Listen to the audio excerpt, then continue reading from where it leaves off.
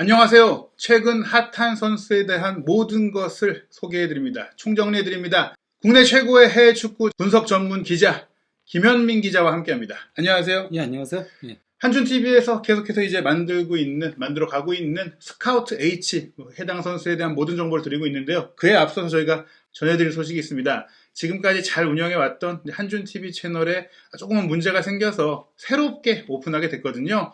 유튜브에서 검색하실 때 한준TV에다가 영문으로 HANJUNETV를 같이 검색하시면 새롭게 오픈한 한준TV 채널을 찾아오실 수 있습니다. 다시 한번 찾아주셔서 많이 시청해주시고 구독해주시기 부탁드리겠습니다. 이번 주에 가장 핫한 선수는 역시 에릭센입니다. 사실 토트넘과 경기를 하는 것, 안 하는 것 관계없이 너무나 잘하고 있는데, 네. 최근의 활약을 봤을 때, 사실 저희가 이제 1편에서 에릭센 선수의 최근 활약을 설명할 때도, 에릭센이 오니까 팀이 주도권을 잡고, 팀이 모든 것을 이제 스타일을 바꿀 정도였다. 그러면, 사실 이런 얘기들도 있었어요. 데스크 라인이 한참 잘했는데, 에릭센 나가고 무너진 거 보니까, 에릭센이 나가서 알리도 못하고, 에릭센이 나가서 중원 플레이도 안 되고, 에릭센이 본체 아니었냐? 토트넘이 에릭센이 나가서 무너진 거 아니냐? 이런 얘기들이 많이 있었거든요. 예.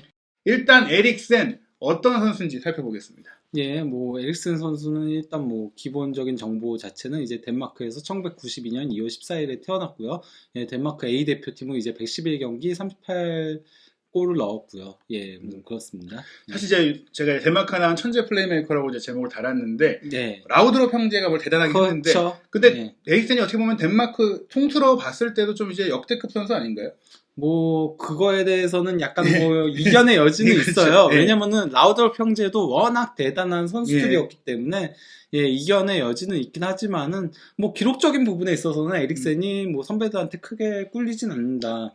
예, 그렇다고 할 수 있겠죠. 예를 들면 미카엘 라우드롭 같은 경우는 감독하고의 마찰 같은 것도 있어가지고 예, 그래서 유로 1992 우승했을 때 그때 좀 빠지기도 했었고 그런 것들이 있으니까요. 예. 예. 어쨌거나 이제 덴마크 역사상 최고의 선수 여러 명 중에 한 명은 분명하다라고 볼 수 있겠고요. 에릭센 선수의 경력 살펴보면 일단 아무래도 덴마크에서 시작을 했죠. 예, 덴마크에서 오덴세 BK 유스에서 시작을 해가지고 예, 그 다음에 무엇보다도 그러니까 덴마크 연령대별 대표팀을 전부 다 거쳤어요. 그러면서 이제 어려서부터 이제 천재 소리를 들었던 선수였거든요. 예, 그러다가 이제 아약스 유스를 거쳐가지고 이제 토트넘 아약스에서 이제 활약하다가 토트넘으로 가게 된 케이스인 건데요. 예. 일단 에릭센 선수가 브렌트포드 가게 된 계기가 있어요. 이 선수가 덴마크 연령대별 대표팀을 모두 거쳤다고 했잖아요. 15세 이하, 17세 이하, 19세 이하, 21세 이하를 다 거쳤는데 특히 이제 2008년부터 2012년 사이에 그때 이제 17세 이하와 19세 이하를 거쳤었거든요. 그때 그 연령대별 대표팀 감독이 바로 토마스 프랑크, 현 브렌트포드 감독이었어요. 그 브렌트포드 감독에 대해서 사실 잘 알려지지 않잖아요. 사실 그 이름 봤을 때도 덴마크 사람들이 잘 모르는 분들도 많을 것 같은데. 약간 좀 독일 이름 같긴 하죠. 그래가지고 이제 그렇다면 오랜 인연이 없이 있었기 때문에 이런 힘든 에릭센을 조금 받아줬다?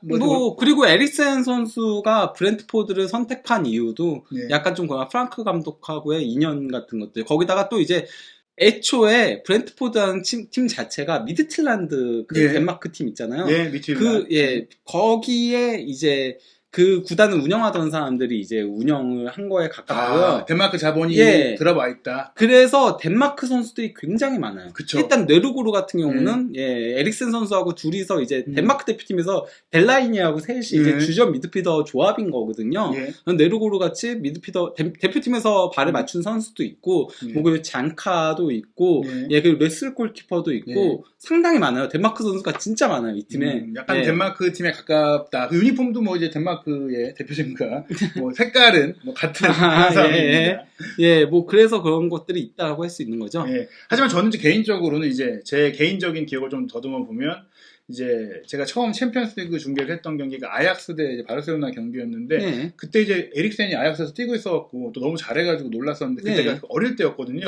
아약스 출신으로 많은 기억이 있는데 아약스에서는 좀 어땠나요? 2009년에 이제 아약스 19세 이하 팀에 입단을 했었거든요. 그 19세 이하 팀에서 10경기에 출전해가지고 5골 넣었어요. 꿀잡이였네요. 약간 부상이 중간에 있긴 했었는데요. 부상이 있음에도 불구하고 그러니까 상당히 뛰어난 득점력을 자랑을 했고, 그래서 이제 그 2010년 1월부터 1군에 전격 발탁되게 음. 됐어요. 1군에 발탁되기 시작해가지고 이때 이제 선수들인 거거든요. 거의 뭐 지금 예, 우리가 다 아는 얼굴들. 예, 그 스테켈렌브루크, 네. 예, 그리고 뭐 어비 엠마누엘슨, 예. 예, 뭐 대부분이 아는 선수들이 많죠. 예, 예, 그 수아레스도 알더베이레트도 있고, 있고, 예, 지금 벨토먼도 베르통원도 있고, 있고. 예, 뭐 이런 선수들하고 그러니까 다 같이 뛰면서 약간 좀 아약스가 그러니까 힘들다가 다시 올라오는 시기에 있어서의 예, 중요한 역할을 맡았던 거였죠. 그 말씀하신 대로 아약스가 조금 이제 무너졌던 시간이 있었고 또 예. 2000년대 초반 같은 경우에 이제 PSV 아인토멘이 예. 좀 핫했는데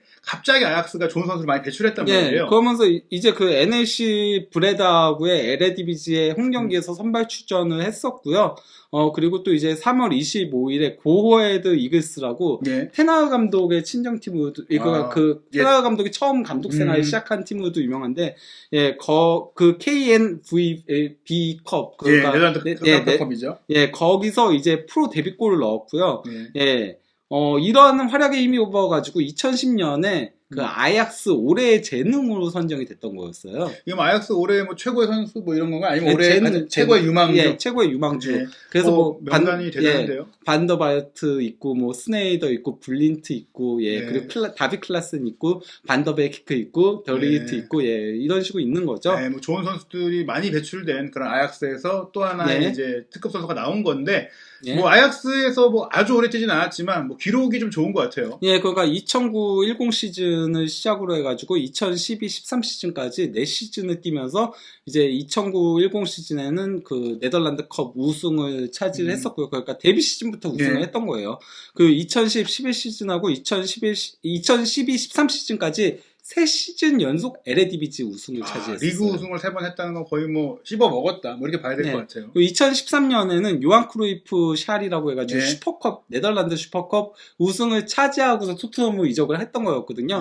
네. 뭐 통산 기록은 이제 162경기에 출전해가지고 32골 54도움을 올렸습니다. 거의 뭐 100개 가까운 공격 포인트를 올렸다는 네. 것은 거의 뭐 이제 이때 당시에는 거의 골문 근거리에서 활약했던 역시 플레이메이커 역할을 네. 본 것이죠. 그렇죠. 예, 뭐 그리고 또 우리가 뭐 토트넘 시절만 기억해서 우승에 한이 있다 싶은데 우승에 한이 없겠네요. 우승을 많이 했네요. 근데 이제 토트넘 때부터 우승 악연이 조금 있긴 네. 했었죠. 일단 에릭센 선수가 이제 국내 팬들에게 많이 알려진 이유가 이제 토트넘에서 활약을 하면서인데 예. 토트넘 이적이 이루어졌고 그때 토트넘이 꽤 투자를 한 것이죠. 예.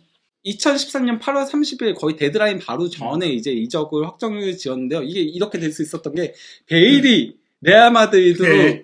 예, 솔직히 말하면 계속 안 보내려고 하다가 진짜 원래 그 당시에는 역대 최고 이적률 2위라고 했으나 실상은 그쵸. 1위였다. 예. 드러났죠, 나중에. 예, 1위로 어쨌건 간에 베일이 레알 마드리드로 떠나면서 이제 그 공백을 메우기 위해 상당히 많은 선수들을 영입했어요. 토트넘이 이때. 사실 그때 베일 하면 정말 뭐 무서울 게 없는 정말 예. 저도 느꼈을 때 호날두의 후계자라는 얘기들 많이 들었지만 예. 실제로 그 이상일 수도 있다라는 느낌을 줄 정도로 좀 파괴적이었잖아요. 예, 그래서 이제 파울리뉴, 에릭센, 솔다도, 카푸에, 키리케스, 그리고 뭐 라멜라, 그리고 예. 샤들리 예. 이렇게 대대적으로 영입을 했던 거였죠. 다들 좀 기대되는 좀 이제 베일만큼의 급은 아니지만 뭐 좀 알짜배기를 여럿 모아서 팀을 이제 두껍게 만든 그런 그렇게 결정이었죠. 하겠다라고 했는데 결과적으로는 에릭센 빼고 다 실패했죠. 예, 뭐 예, 다 기대치만큼 보여주지 못했죠. 예, 뭐 다 예. 그렇다 실력이 없는 선수는 아닌데 예. 왜 하나가시타 이제 부진을 했는지. 근데 어쨌거나 말씀하신 대로 에릭센은 가자마자 잘하지 않았나요? 예, 그러니까 에릭센은 데뷔 시즌부터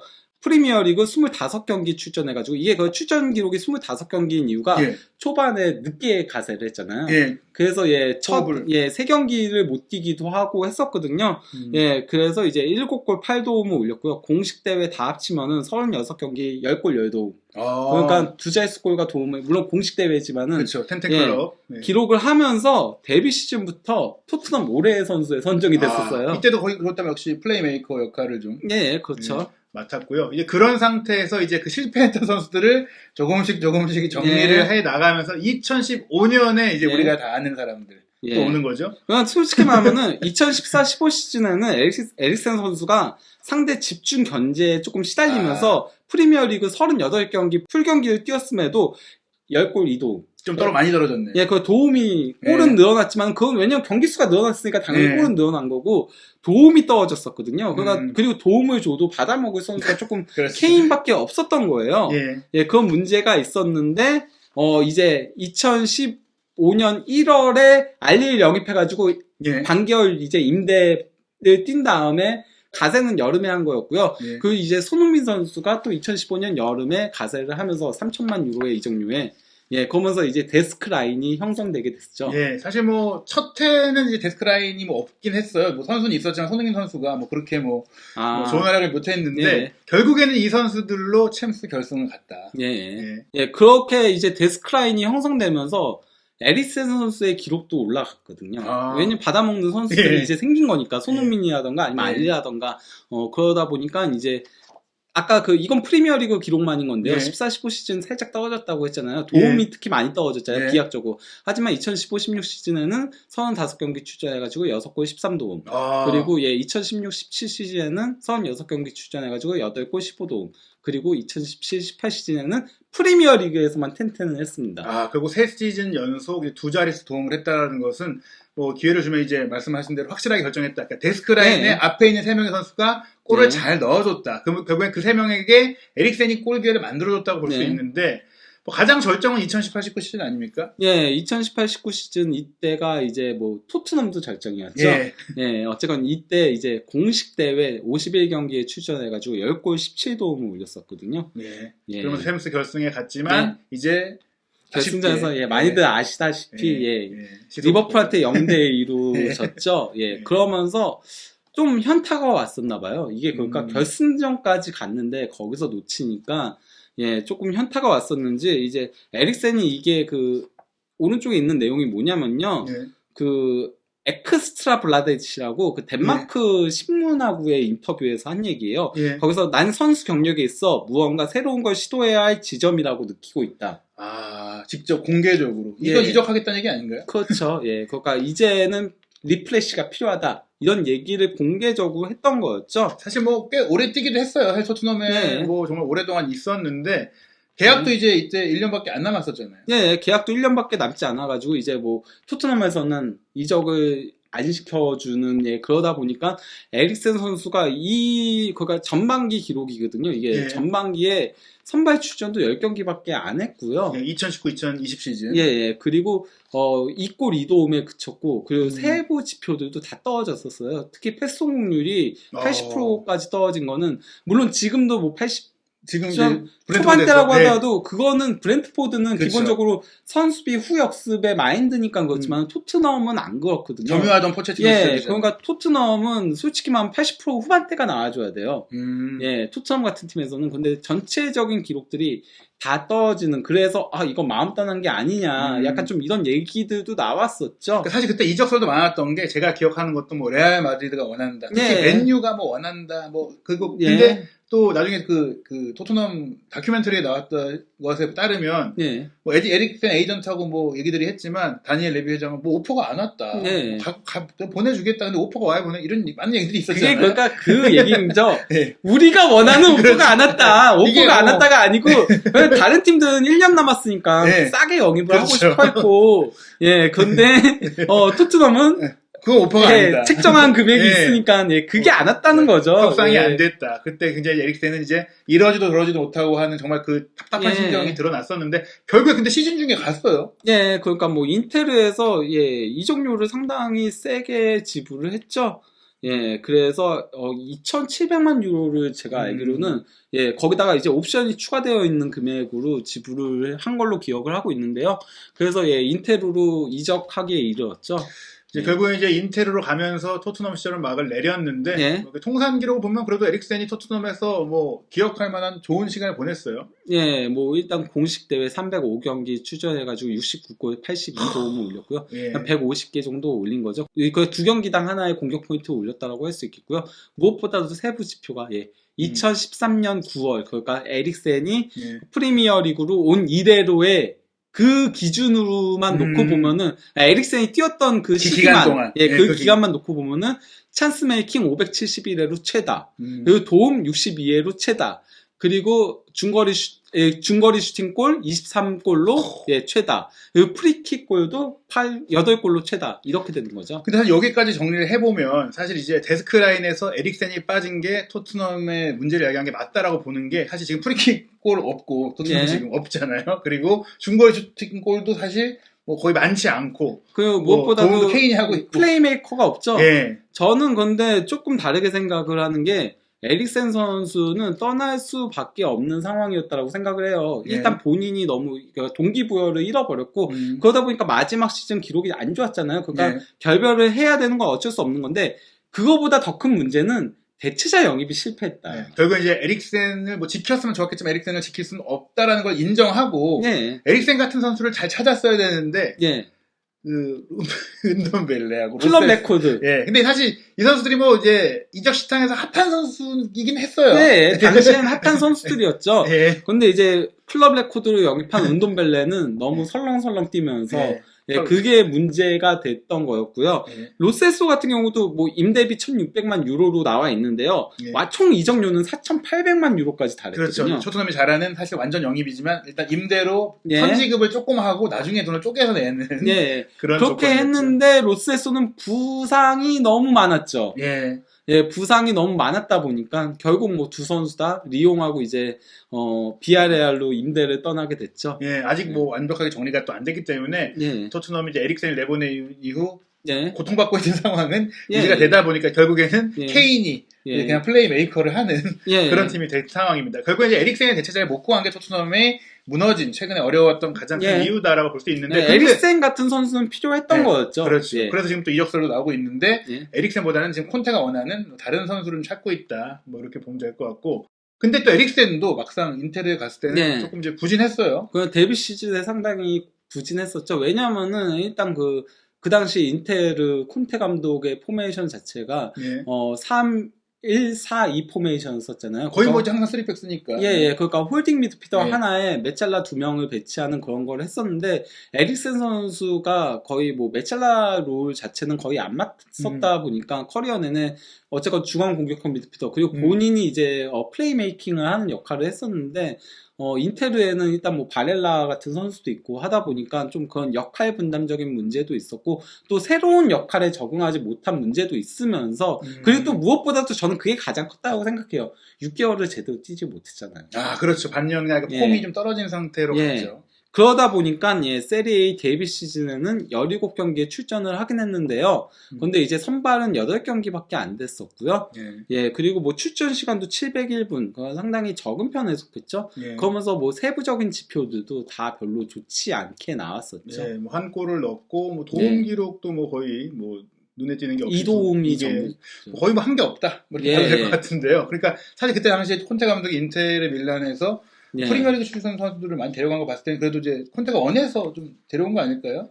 그렇다고 볼 수 있는데 그러니까 원하는 만큼 못했죠. 왜냐면 인테르도 어쨌건 간에 패스 공급해줄 선수가 필요했었거든요. 거기다가 이제 그 에릭센 선수가 어쨌건 가고 나서 인테르가 세리아에서도 데뷔 시즌은 준우승이었죠. 2위였죠. 그리고 코파 이탈리아에서도 4강에서 탈락을 했었고요. 무엇보다도 이제 유로파리그 결승전에서 세비야한테 2-3 역전패. 루카쿠가 선제골 넣고도 2-3 역전패를 당했는데 그러면서 준우승에 그쳤거든요. 근데 문제는 에릭센 선수가 하필이면은 이탈리아로 가자마자 스카이 이탈리아하고의 인터뷰에서 나는 이제 이전에 있었던 곳보다 더 우승을 차지할 좋은 기회를 잡았다라고 얘기를 했었어요. 사실 아약스 이후 맛보지 못한 이제 우승의 맛을 내가 보러 왔는데 토트넘에서 무관이었으니까 그런 얘기를 인터뷰에서 했는데 유로파리그에서도 준우승에 그치니까 약간 좀 이게 토트넘 팬들한테는 좀 조롱처럼 좀 이렇게 됐었어요. 우승하러 갔다더니 뭐 준우승만 하냐? 에릭센의 그 인터뷰에 많이 상처를 받았었는데 약간 좀 이런 얘기들이 나왔던 거였죠. 뭐 사실 그 2시즌 연속 챔스 준우승, 유로파 준우승, 뭐 흔치 않은 뭐 2연속 준우승을 경험했지만 그래도 결국엔 이제 에릭센이었다. 두 번째 시즌에 이제 폭발을 했죠. 뭐 폭발까지는 아니고요. 그래도 뭐 이전보다는 많이 나아졌다. 새로운 역할에 조금 적응하기 시작하면서 26경기에 출전했는데 이 중 선발은 17경기였고요. 그리고 뭐 전체적으로 그러니까 뭐 기록이 막 많이 올라간 건 아니었어요. 근데 경기에 끼치는 영향력이 올라갔어요. 그러니까 패스 성공률도 80%대 초반이었는데 87%까지 올라갔고 예, 그러면서 좀 새로운 역할에 녹아들기 시작했다는 게 상당히 고무적인 부분이었죠. 진짜 어시스트가 하나도 없었네요. 네, 어시스트는 하나도 없었어요. 네. 왜냐면 아무래도 기본적으로는 보조자 역할을 인테르에서 맡은 건 보조자 역할이었거든요. 약간 빌드업에 관여하는 선수. 예, 그러니까 바렐라나 이제 라우타로, 루카쿠 이쪽으로 조금 더 포커싱에 맞춰줬고 에릭센은 거기서의 연결고리 역할, 약간 그러니까 지금 브렌트포드 따지면 야네트의 역할, 아니면은 덴마크 대표팀으로 따지면은 벨라이니의 역할을 했었다라고 보면 되거든요. 뭐 어찌됐거나 그런 역할을 뭐 준수하게 성공을 시키면서 예. 일단 우승컵은 들었다. 예, 그 세리아 우승을 차지했다. 예. 예, 거기에 있어서의 예, 일정 부분 기여는 했었다라고 할 수 있는 거죠. 하지만 뭐 그 중추는 아니었다라고 하더라도 어찌됐거나 예. 본인이 말한 대로 그 빅 어퍼튜니티 우승컵을 예. 들었다. 그러면서 이제 에릭센의 인테르밀란 경력이 이제 유로 2020에서의 그 일로 이제 중단이 되게 됐는데 그때 이제 이 일을 좀 포함해서 사실은 이제 손흥민 선수도 조금 이제 에릭센 선수가 토트넘에서 어떻게 지냈는지 또 많은 분들이 좀 궁금해 하시는데 좀 관계는 어땠나요? 뭐 데스크라인으로 불리면서 뭐 아주 안 친한 건 아니었어요. 그러니까 친하게 지내긴 했는데 근데 그래도 손흥민 선수는 조금 더 이제 케인하고 알리 예, 이쪽하고 이제 좀 친하게 지냈었고 에릭센 선수는 기본적으로 베르통원 그리고 알더베이레트 이 아약스 라인이랑 더 친하기도 했었고요. 또 이제 에릭센이 약간 굉장히 내성적이래요. 굉장히 조용하고 그 믹스존에서도 가장 인터뷰 안 하고 그냥 가장 먼저 나가는 선수로 유명하대요. 그래서 인터뷰 따기 굉장히 힘든 선수 유명하다라고 하는데 그리고 이제 손흥민 선수는 굉장히 인싸. 그렇죠. 좀 약간 장난도 많이. 그래서 선수들 각각마다도 뭐 셀리브레이션 하고 막 이러는데 에릭센하고도 그런 걸 하긴 했었는데 막 그러다가 뭐 머리를 만지다가 막 에릭센 선수가 그러니까 막 화내고 예, 약간 좀 그런 것들이 있었다라고 하더라고요. 하지만 뭐 그래도 친분은 상당히 있었고 그렇죠. 예, 그래서 이제 손흥민 선수가 바레인하고의 경기에서 그렇죠.